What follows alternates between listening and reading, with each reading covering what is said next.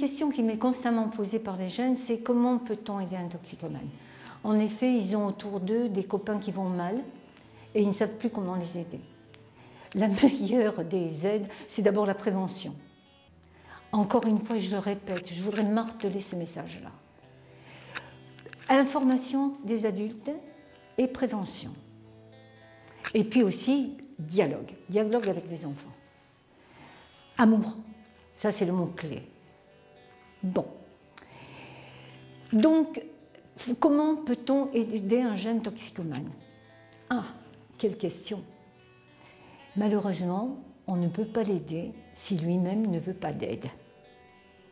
On peut le prendre, le couper de ses copains, etc. Mais la drogue est dans sa tête, dans son cœur. C'est elle qui domine sa vie. Un héroïnomane, sa vie, c'est la recherche du produit. Je m'injecte le produit, je suis hyper bien, et ensuite, je parle d'un héroïnomane qui est vraiment enfoncé dans sa toxicomanie. Ensuite, je me sens mal, j'ai mal partout, il me faut absolument mon produit, donc il me faut de l'argent, je cherche du produit, je me fais mon injection et je vais bien. La vie d'un toxicomane, c'est ça. D'un cannabinoman, on ne peut pas dire que c'est à ce degré-là, mais cependant, la recherche du produit pour aller mieux, parce qu'on ne se sent pas bien. Quand on est en manque, et on peut être en manque aussi de son produit, du cannabis, eh bien, c'est cela. Maintenant, moi, dans cet état-là, je me sens bien, voilà ce que j'entends. Je me sens bien, j'arrêterai quand je veux, j'arrête quand je veux. Non, non, ce n'est pas toi qui décide. Maintenant, c'est elle qui décide. Et je suis capable d'arrêter. Alors, quelquefois, je dis, mais alors, tout de suite. Non, non, mais je ne suis pas prêt. Eh bien, si on attend que tu sois prêt, on verra. En fait, c'est un gros problème pour les familles parce qu'on ne sait pas comment faire. Mon fils était héroïnomane. Je voulais tout faire pour que ça s'arrête, mais en fait, j'étais entraînée, malgré moi, dans sa dépendance à lui. Et les familles que nous rencontrons sont souvent dans la codépendance. Nous accompagnons cet enfant qui va mal, il lui faut son produit, nous le voyons souffrir, nous lui donnons de l'argent, parce que sinon il ne mange pas, nous nous faisons du souci pour lui, nous entrons dans la dépendance. Et c'est très difficile pour des parents de leur faire comprendre qu'il faut qu'ils se détachent et qu'ils travaillent sur ce lien qui est un lien qui les entraîne dans quelque chose qui est vraiment très très compliqué et qui n'aide pas le jeune. Pour aider un toxicomane, d'abord, il faut qu'il nous appelle au secours, qu'il le demande. Tant qu'il n'y a pas cette demande-là, malheureusement, on ne peut pas faire grand-chose. En revanche, on peut espérer que cette demande va se faire jour un jour ou l'autre. Mais quand? Quand? Eh bien, quand peut-être il aura assumé les galères. Parce que les galères commencent assez tôt.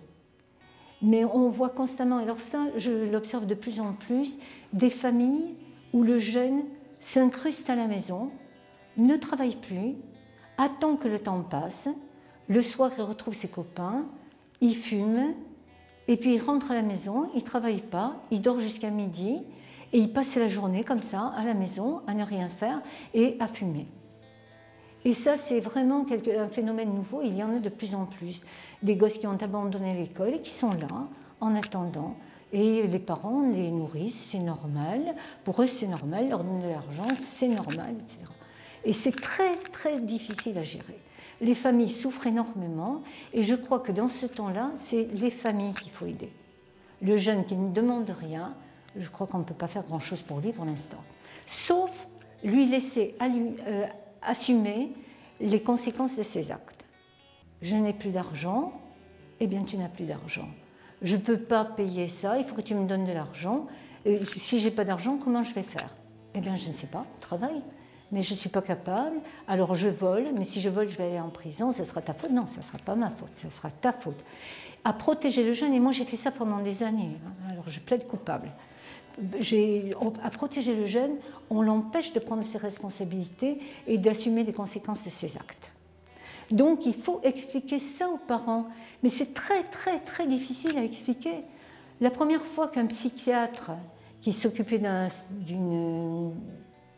cercle d'aide aux toxicomanes m'a dit « Madame, il faut que vous mettiez votre fils à la porte », j'étais scandalisée.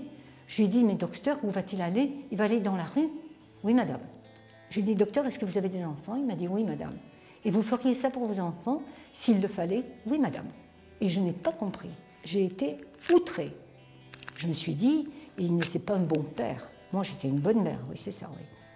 Et la vie m'a fait avancer sur ce chemin, sans aller jusqu'à ces extrémités. Il faut vraiment opérer ce détachement, jusqu'au moment où le jeune prendra conscience de ce qu'il est en train de faire, de ce qu'il est en train de devenir. On l'entoure, on l'aime, on ne le laissera pas tomber, mais la drogue, on n'est pas d'accord. Donc si tu fais ça avec ta drogue, nous, on n'est pas d'accord. Donc, on ne te suit pas sur ce chemin-là. Tu assumes, mais tu te débrouilles tout seul. Maintenant, le jour où tu as envie de sortir de tout ça, le jour où tu te rends compte que tu es en train de bousiller ta vie et de nous faire souffrir, alors nous, on sera là pour toi. En ce moment, nous avons une nouvelle difficulté qui est apparue récemment. C'est que nous nous trouvons face à des parents qui sont de jeunes adultes, eux-mêmes consommateurs. Alors je comprends que leur position est difficile vis-à-vis des enfants.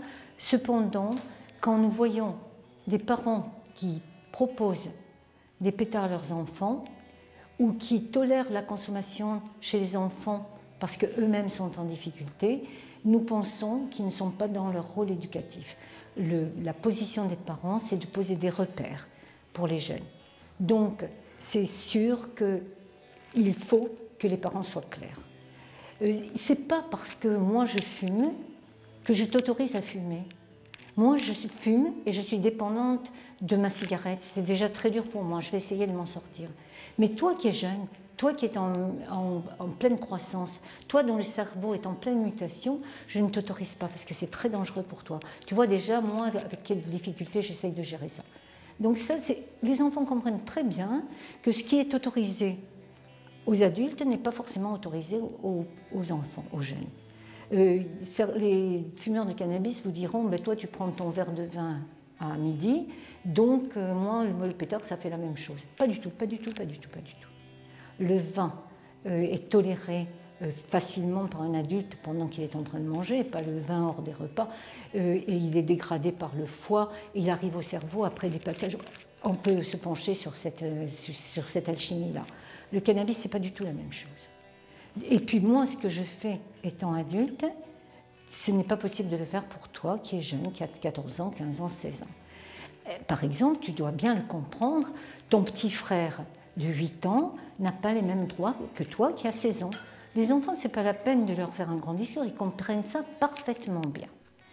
Donc, le maître mot, et je le répète, pour les parents, si je voulais terminer par un message pour les parents, le maître mot, c'est l'amour. L'amour, c'est la clé, de toute façon. Pour des parents qui aiment leurs enfants, il est sûr qu'ils ne veulent pas les voir se détruire. Donc la drogue, c'est non, pour ces raisons-là.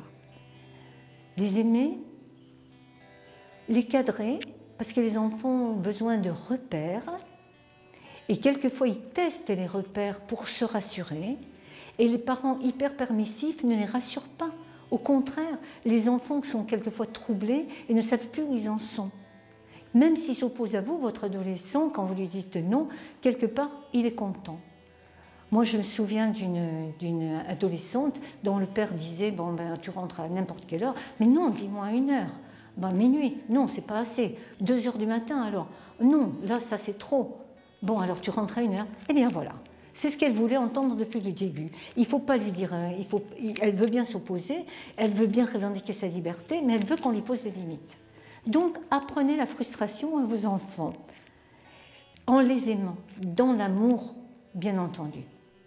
Le dialogue toujours. Même si votre enfant vous déçoit, même s'il a des comportements qui vous troublent, essayez de garder le contact avec lui, toujours.